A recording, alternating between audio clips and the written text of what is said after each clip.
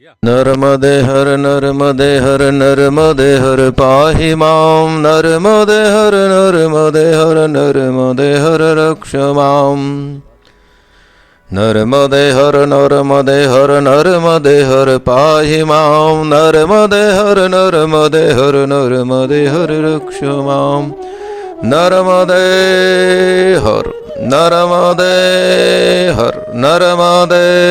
हर। दोस्तों, आज हम माँ रेवा के महत्व के बारे में जानेंगे।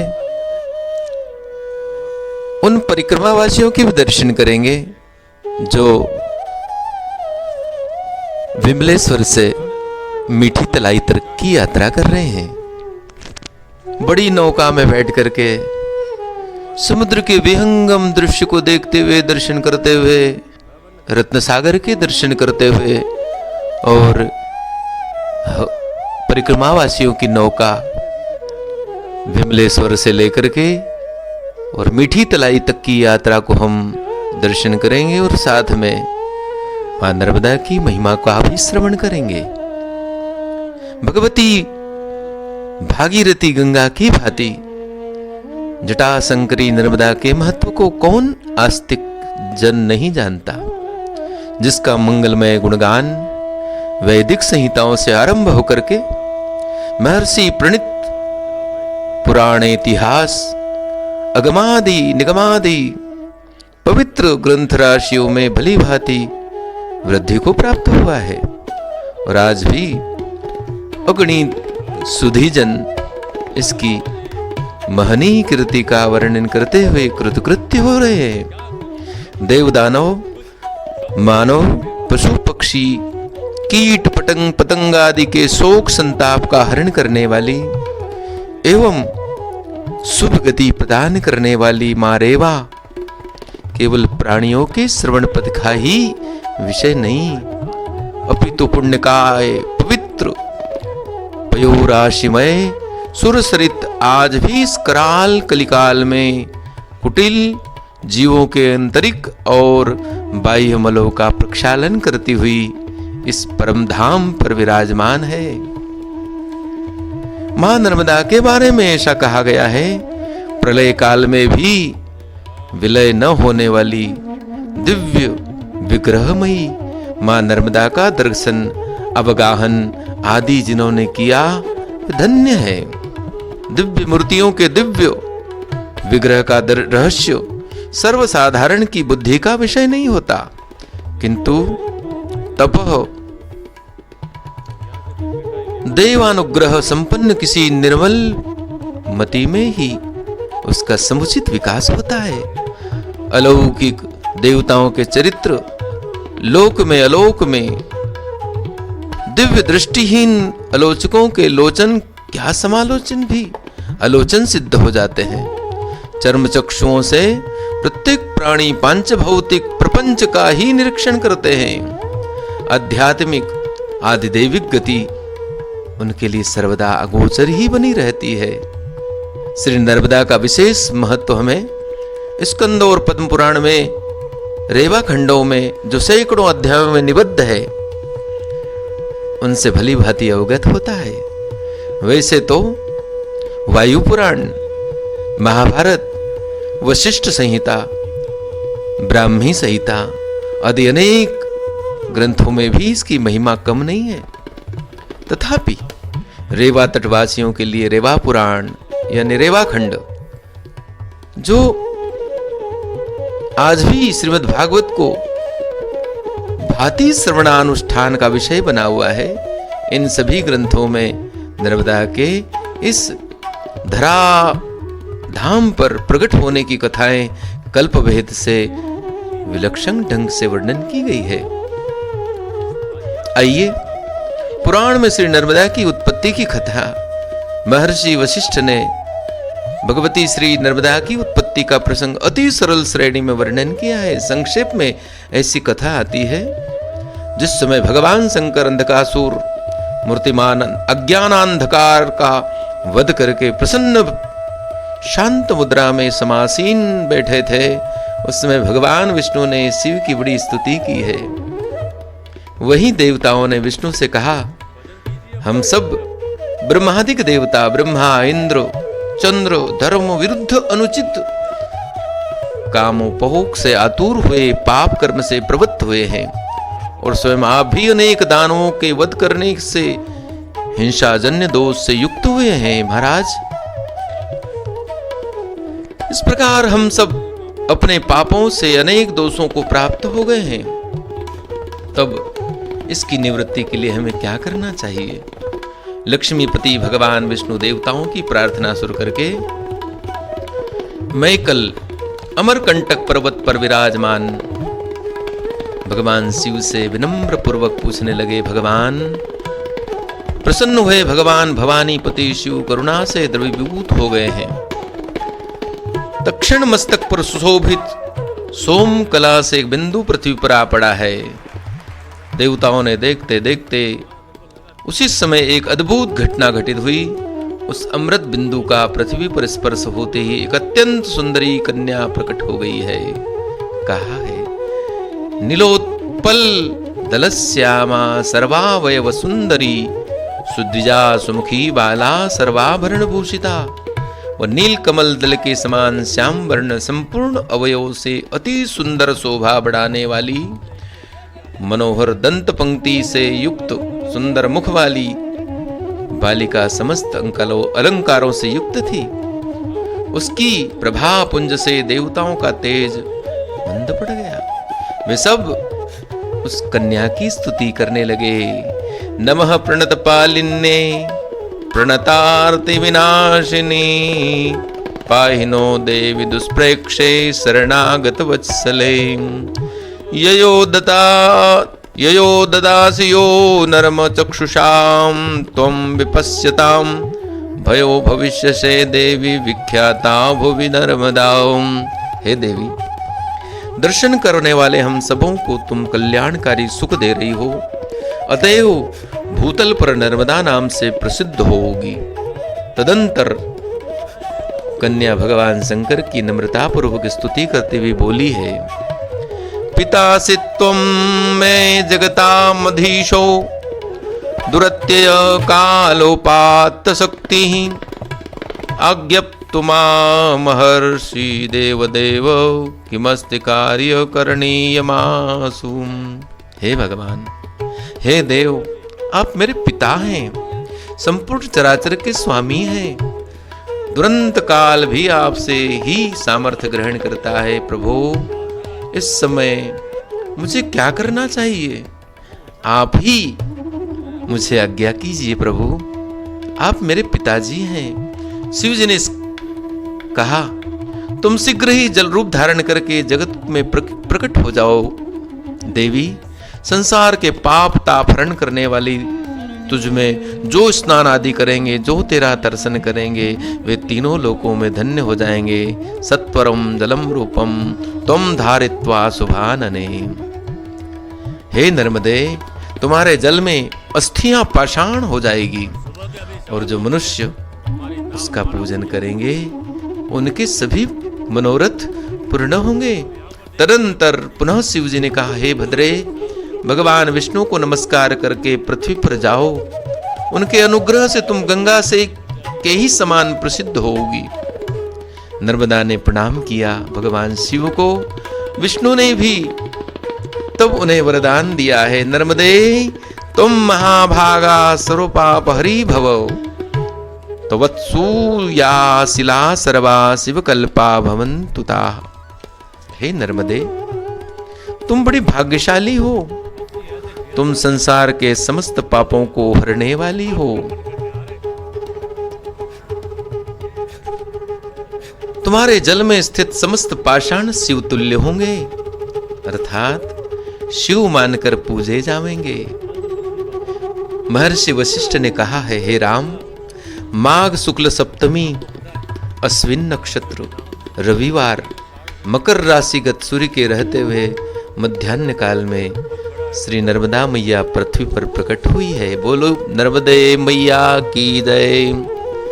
स्कंद पुराणांतर्गत दोनों रेवा खंडों में नर्मदा जी के प्रकट होने की अनेक कथाएं बड़े विस्तार से वर्णन की है। उनका भी यही तात्पर्य है कि देवताओं ने भगवान शंकर से प्रार्थना की है, हे भक्त सुखदाता प्रभो, अति पवित्र दिव्य विग्रहवती कुमारी प्रसिद्ध देव नदी नर्मदा को लोक कल्याणार्थ भूतल पर अवतरित करें।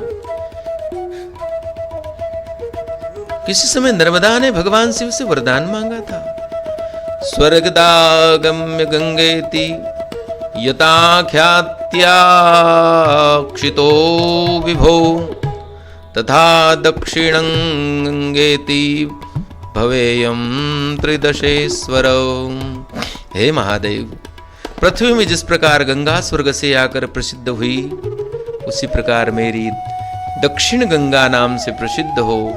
तब भगवान शिव ने भी उन्हें अनेक वर दिए। कल्पवेद से गंगा और नर्मदा आगे पीछे धरा पर प्रगटी, और इस प्रकार से यहाँ पर नर्मदा के तीर्थ और उनका क्या क्या प्रभाव है, पुराणों में वर्णित रेवा तटवर्ती अनेक तीर्थ, जैसे विशेष रूप से ज्योतिर्लिंग का बड़ा सुंदर वर्णन आता है, ओंकार ममलेश्वर का, शूलपाणेश्वर भगवान का सुंदर तीर्थ है, गरुड़ेश्वर महादेव,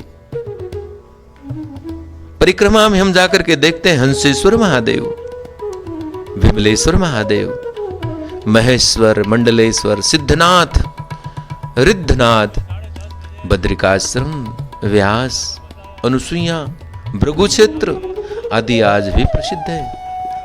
ऐसा कहते हैं नर्मदा के कंकर सब शिव शंकर, यह प्रामाणिक लोकोक्ति है, इसमें संदेह नहीं है। निसंदेह नर्मदा को सर्वत्र शिवमयी होना सिद्ध कर रही है। भारत के प्राय सभी शिवपीठों में इनके बाणलिंगों का प्रतिष्ठित किया जाना प्रत्यक्ष प्रमाण है। अमरकंटक से रेवा सागर संगम तक असंख्य शिव तीर्थों का उल्लेख पुराणों में भी है। हम जो नौका में बैठ कर के जो दर्शन कर रहे हैं, उसे रत्न सागर कहा जाता है। अमरकंटक से मैया निकलती है और अनेक तीर्थों किनारे पर हैं, और धीरे धीरे धीरे धीरे धीरे धीरे कलकल निनाद करती हुई अमरकंटक से रत्नासागर तक जाती है, और वहां जाकर के सागर में विलीन हो जाती है, जो हम दृश्य देख रहे हैं, दर्शन कर रहे हैं। मैया की पूरी परिक्रमा 3500 किलोमीटर की है। कई श्रद्धालु इसकी परिक्रमा करते हैं, कोई अमरकंटक से परिक्रमा प्रारंभ करते हैं, कोई दिव्य ज्योतिर्मय ज्योतिर्लिंग ओंकारेश्वर के दक्षिण तट से गौमुख घाट से ये परिक्रमा प्रारंभ करते हैं, और फिर जो है निरंतर चलते रहते हैं। ऐसा कहते हैं मां नर्मदा की समस्त भारतवर्ष की जितनी नदियां हैं, उनमें केवल और केवल मां नर्मदा की ही परिक्रमा की जाती है। दक्षिण तट ओंकारेश्वर से कई श्रद्धालु सनातन धर्मावलंबी परिक्रमा प्रारंभ करते हैं, पूरा भद्र होकर के ब्रह्मचर्य का पालन करते हुए, भिक्षावृत्ति करते हुए, अपने हाथ से भोजन बनाते हुए, भोजन पाते हुए, ऐसा कहते हैं 3 वर्ष 3 माह और 13 दिन में ये परिक्रमा पूर्ण होती है। 3 वर्ष में श्रद्धालु परिक्रमावासी 3 जगहों पर चातुर्मास्य करते हैं। वर्षा के दिनों में मां नर्मदा की कई सहायक नदियां मां नर्मदा में आकर के मिलती है, उनमें अथाह जलाशय रहता है, जलराशि रहती है। उन नदियों को कैसे पार किया जाए, इसलिए वर्षा के दिनों में चातुर्मास में ऐसा शास्त्रों में प्रमाण आता है, देव शयनी एकादशी से लेकर के देव उठनी एकादशी तक परिक्रमावासी एक स्थान पर रह करके मां नर्मदा का चिंतन करते हैं, मां नर्मदा की सेवा करते हैं, मां नर्मदा का पूजन करते हैं और एक जगह रह करके और बस चातुर्मास कल्पवास करते हैं और फिर पुनः अपनी यात्रा को आगे बढ़ाते हैं। धीरे धीरे धीरे धीरे समय बदला है, लोग वाहन से परिक्रमा करने लगे हैं। कोई मोटरसाइकिल से परिक्रमा करता है, कोई अपने 4 पहिए की छोटी गाड़ी से परिक्रमा करता है, कोई लोग जो है बहुत सारे सनातन धर्मावलंबी जिनसे पैदल चला नहीं जाता है, वे लोग बड़े वाहन में बैठ करके बड़ी टोली के रूप में अल्प समय में 1 महीने के अंदर ही परिक्रमा पूर्ण कर लेते हैं। कोई पैदल परिक्रमा करता है, दिन भर में 30 किलोमीटर, 40 किलोमीटर, 50 किलोमीटर चल करके और मात्र 4-5 महीने में अपनी परिक्रमा को पूर्ण कर लेता है। हाँ, जिसको जिस प्रकार से मन को भाता है वो अपनी परिक्रमा करता है। मां में जैसी श्रद्धा जिसकी होती है उस हिसाब से वो अपनी परिक्रमा को पूर्ण कर लेता है। और यही रत्न सागर के पास में आकर के विमलेश्वर से फिर जो है वो नौका में बैठ करके, कोई छोटी नौका है तो कोई बड़ी नौका है, छोटी नौका में बैठते हैं तो सागर को पार करने में 4-5 घंटे लगते हैं और बड़ी नौका में बैठ जाते हैं कभी तो मात्र 2.5 या 3 घंटे में सागर पार करके। और सागर का पानी खारा होता है, रास्ते में पानी पीना भी, जल पीना भी दुर्लभ हो जाता है। फिर वहीं आगे चलते हैं। जैसे सागर पार होता है, उत्तर तट पर मीठी तलाई नाम का एक स्थान आता है। बस सागर के किनारे ही, सागर का पानी जल खारा है लेकिन सागर के किनारे ही भगवती की देखो परमात्मा की कैसी लीला है। मीठी तलाई के नाम से एक कुआं है, एक जलाशय है, वहां पर सुंदर मीठा पानी, जितने भी तीर्थ यात्री रहते हैं, जितने भी परिक्रमावासी रहते हैं, उन्हें सुंदर मीठा जल प्राप्त होता है और आत्मा को तृप्त करते हैं पी करके, पान करके। इस प्रकार से सागर को पार किया जाता है। बड़ा सुंदर दर्शन है। और फिर जो है वापस उत्तर तट से परिक्रमा प्रारंभ होती है और फिर अमरकंट की तरफ जाती है परिक्रमा। अनेक तीर्थ आते हैं, विधि, हरि, हर, सूर्य, चंद्र, इंद्र, वरुण, कुबेर, स्कंद, सनत कुमार, नारद, नचिकेत, वशिष्ठ, व्यास, कश्यप, गौतम, भरद्वाज, भृगु, याज्ञवल्क्य, मार्कंडे, पुरुरवा, हिरण्यरेता आदि अगणित देवर्षि, महर्षि और राजर्षि वृंद ने रेवा का सेवन किया है। और दीर्घ काल तक तपस्या करते हुए ऐसे महात्माओं ने, उन्होंने यह अनुभव किया है, रेवा तीरे तपम कुरियान मरणम जाह्नवी तटे। ऐसा कहते हैं कि रेवा के तट पर तप किया जाता है और मृत्यु यदि जाह्नवी के तट पर हो तो उसे मोक्ष की प्राप्ति होती है। तो कहने की आवश्यकता नहीं है कि तप से होने वाली सभी सिद्धियां मां नर्मदा के किनारे सहज प्राप्त हो जाती है। नर्मदा के सिद्ध तो प्रसिद्ध ही हैं। इसी सिद्धिदायी मां रेवा पवित्र भूमि में आद्य आचार्य प्रवर भगवत्पाद श्री शंकराचार्य जी महाराज ने, जगत गुरु श्री गोविंदा पादाचार्य जी महाराज ने यहाँ पर जो है तपस्या की है। मंडन मिश्र और सरस्वती के साथ आचार्य श्री के प्रसिद्ध शास्त्रार्थ की पावन भूमि महिष्मती नगरी भी इसी रेवा तट पर विराजमान है, जिसे आज महेश्वर कहा जाता है।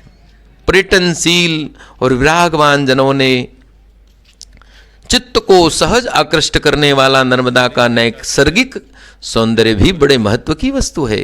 कपिल धारा, धुआंधार घाट, भेड़ा घाट जिसको कहते हैं, धारा तीर्थ, धावड़ी कुंड, जहां पर प्राकृतिक शिवलिंगों की प्राप्ति होती थी, आज बड़े बड़े जलाशय शासन ने निर्माण करने से वो सारे के सारे जितने प्राकृतिक दृश्य थे वो सब के सब लुप्त हो गए हैं।